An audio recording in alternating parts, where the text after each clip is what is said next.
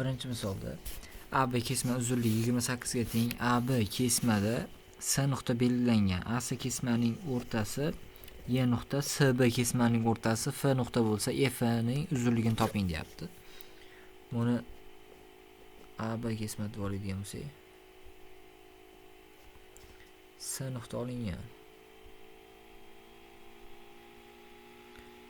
AC ning o'rtasi Y nuqta bo'ladigan bo'lsa, SB ning o'rtasi F nuqta bo'lsa,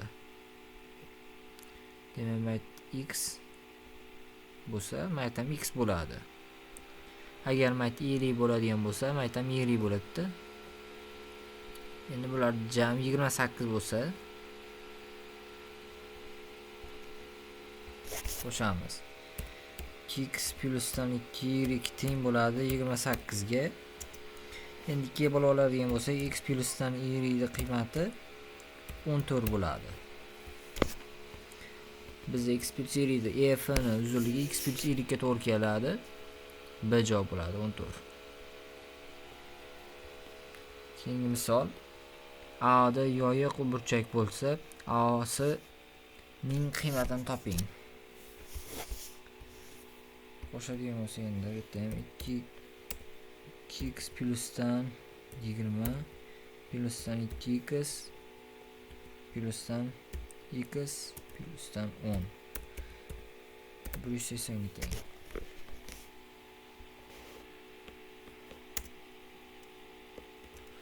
Pastdan 5x plusdan 30 teng 180 ga. 5x teng bo'ladi 150 ga. X teng bo'ladi 30 ga.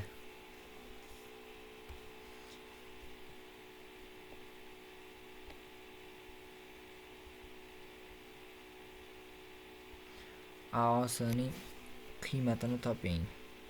AOS X qiymati 30 bo'ladigan bo'lsa, mayt 60 bo'lib qoladi. Bet 60 plusdan 20 80. 60 ga 80 qo'shadigan bo'lsak 140. D javobga to'g'ri keladi. Xatoli bo'lgan ekan. 3-misolda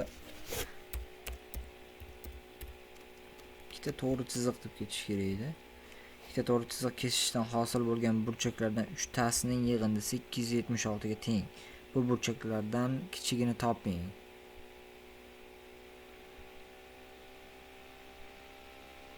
Shunday qiladigan bo'lsak, A metam A mayt B.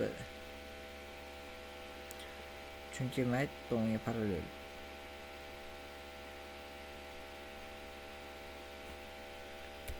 A plusdan B teng bo'ladi. Necha degan? 276. Endi pastdan A plus B ning qiymatini topadigan bo'lsak, A plusdan B teng 180.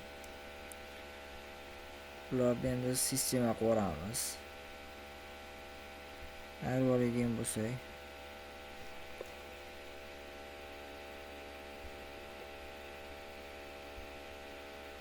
A ning qiymati teng bo'ladi.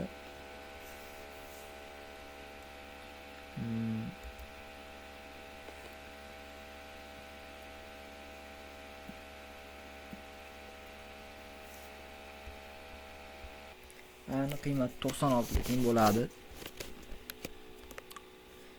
Eng kichkinasini toping degani uchun bu 96 bo'ladigan bo'lsa, B ning qiymati 180 dan 96 ni ayiramiz. Ayirsak 4. 7 dan 9 ayiradigan bo'lsak 84. S javob. 4-misolda o'ziga qo'shib bo'lgan burchakning 5/7 qismiga teng bo'lgan burchak radian qiymatini toping deyapti.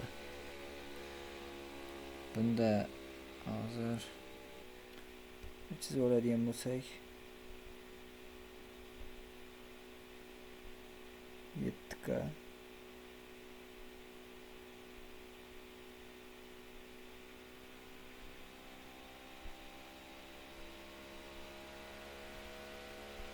12k ning qiymati teng 180 qolamiz.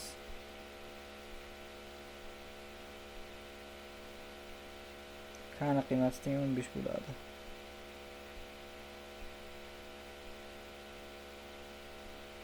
K ning qiymati 15 bo'lsa 75.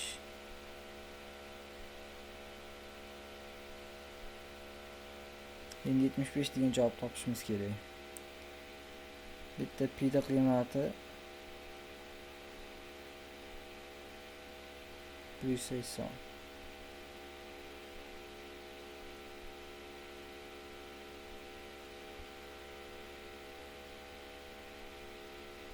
D javobga to'g'ri keladi.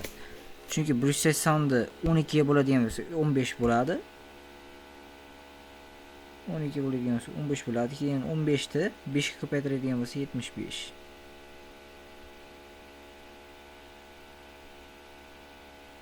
D javob. Burchakning kosinusi 7/25 ga teng. Bu burchakka qo'shni burchak sinusini toping. Burchakning kosinusi bo'lsa, deb chizib oladigan bo'lsak, 90. Kosinuslar teng emasda, burchak kosinusi burchakka yopishgan katetda gipotenuzaga nisbati bo'ladi. 7 burchakka yopishgan katet, gipotenuza 25.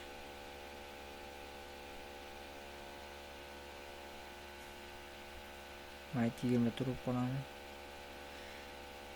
Alfa bo'ladigan bo'lsa, endi sinuslar teoremasi burchakka qarshi katetda gipotenuzaga nisbati 24/25.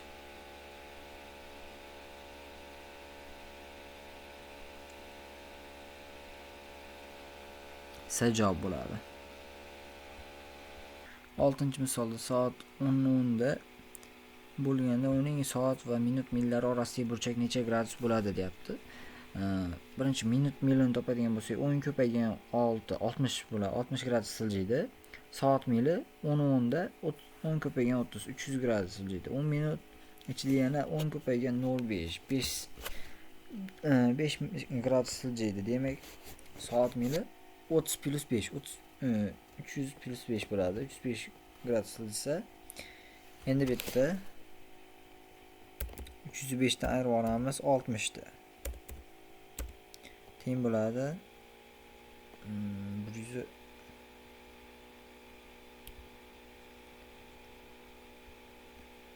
115 gradus bo'ladi. B javobga to'g'ri keladi.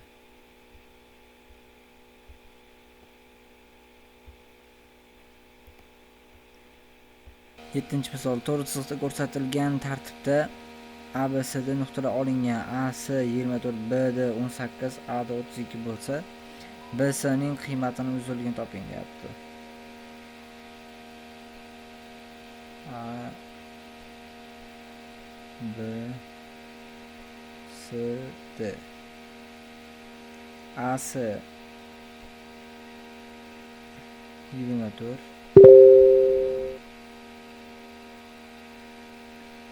BD 18, AD 32.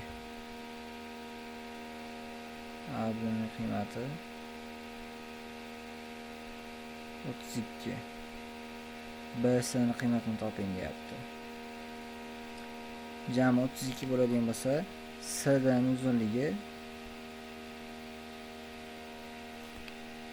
8 bo'ladi. 8 bo'lsa, BC ning qiymati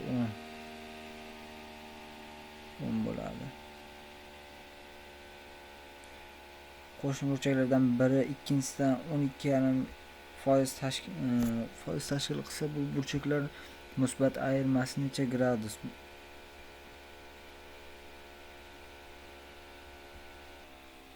Maytda o'chiraveradigan bo'lsak,